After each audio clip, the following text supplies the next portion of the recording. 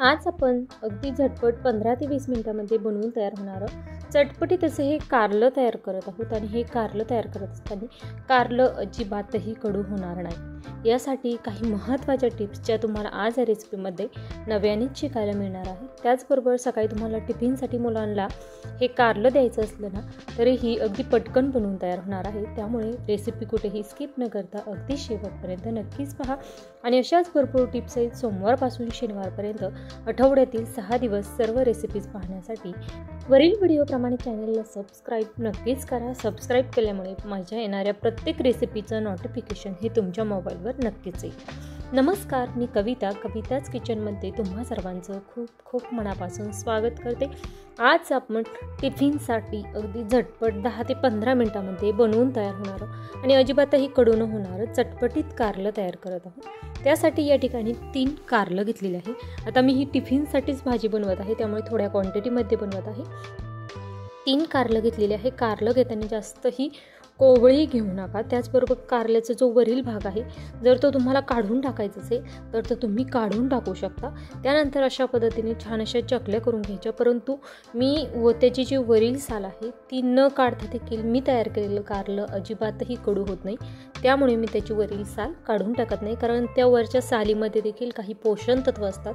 ती पोषण तत्व कमी होऊ नये यासाठी मी ती साल तशीच ठेवते. छान अशा स्लाईस करून घेतलेले आहे. जेवढे जास्त पातळ स्लाईस करता येईल तेवढा करा. त्यानंतर यामध्ये मीठ टाकायचं. त्यानंतर अर्धा लिंबूचा रस टाकायचा आणि अगदी व्यवस्थित असं हे मिक्स करून घ्यायचं. बऱ्याचदा म्हटलं जातं की कारल्याची जी वरील साल आहे त्यामध्ये खूप कडवट चव असते, त्यामुळे आपलं कारलं कडू होतं. त्यामुळे बऱ्याचदा त्याची वरील साल काढली जाते, परंतु त्या सालीमध्ये देखील काही पोषण तत्व असतात, ती देखील त्यामुळे निघून जातात. त्यानंतर आपण मीठ आणि लिंबू लावून तसंच ठेवलेलं आहे. तोपर्यंत आपण त्यासाठीचा मसाला करून घेऊ. त्यासाठी स्लाईस केलेलं खोबरं घेतलेलं आहे.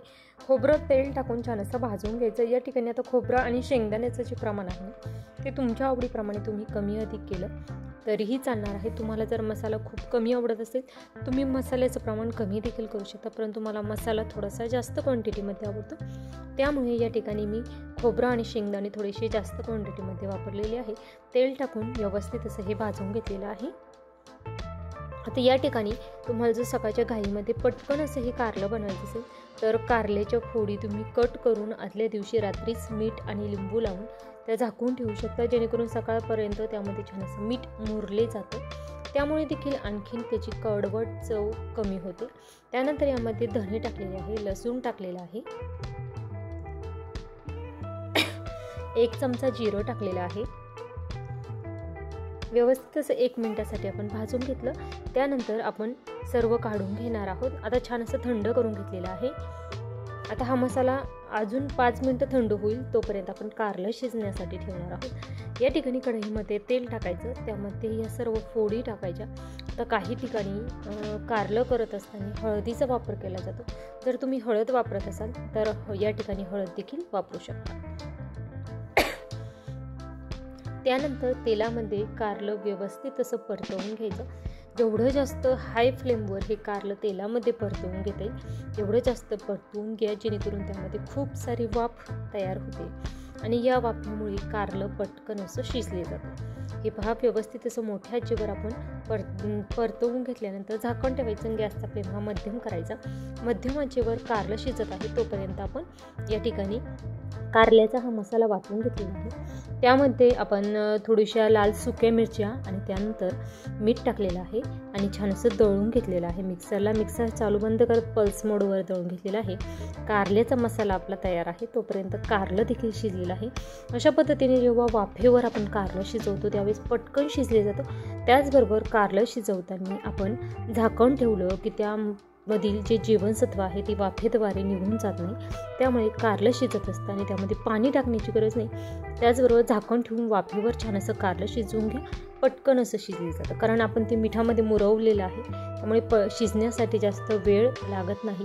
त्यानंतर आपण जो मिक्सरला हा मसाला दळून घेतलेला आहे तो सर्व मसाला यामध्ये टाकलेला आहे आणि छान असं हे कारलं आपल्याला पुन्हा एकदा या मसाल्यामध्ये व्यवस्थित असं परतवून घ्यायचं आहे. आता जसं जसं कारलं परतवले जाईल तसं तसा मसाल्याचा छानसा रंग या कारलेला येणार आहे आणि खूप सारा मसाला या ठिकाणी मी यामध्ये तयार केलेला आहे. थोडंसं तेल टाकायचं जेणेकरून हा मसाला आणि त्याचबरोबर कारलं तेलामध्ये व्यवस्थित असं परतवून तयार होईल. हे पहा, परफेक्ट असं कारलं आपलं या ठिकाणी बनवून तयार झालेलं आहे. जास्त वेळ लागत नाही. कारलं शिजण्यासाठी 5 मिनटं लागतात आणि मसाला करण्यासाठी अगदी 5च मिनटं लागतात. झटपट असं 10 मिनटामध्ये हे कारलं आपलं बनवून तयार होतं. तुम्हाला जर या ठिकाणी सकाळच्या घाई असेल तर तुम्ही आदल्या दिवशी रात्री मसाला करून ठेवू शकता किंवा कारल्याच्या फोडी मीठ आणि लिंबू लावून त्या रात्रीच तुम्ही ठेवू शकता, जेणेकरून सकाळी तुमचं आणखीन काम सोपं होईल. रेसिपी करून पहा, कशी झाली ते कमेंट बॉक्समध्ये नक्कीच कळवा. रेसिपी आवडल्यास लाईक करा, जास्तीत जास्त शेअर करा.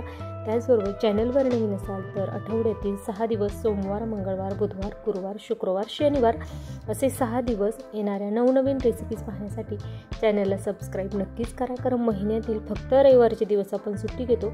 पूर्ण महिनाभर तुम्हाला माझ्या दररोज दुपारी 12 वाजता खूप साऱ्या नवनवीन आणि भरपूर टिप्स आहेत, रेसिपीज माझ्या चॅनलवर शिकायला मिळतात. अशा पद्धतीने जेव्हा तुम्ही कारलं करताना त्यावेळेस कारलं अजिबातही कडू होत नाही आणि परफेक्ट असं या ठिकाणी कारलं तयार झालेलं आहे. वेळात वेळ काढून माझी रेसिपी शेवटपर्यंत पाहिल्याबद्दल धन्यवाद.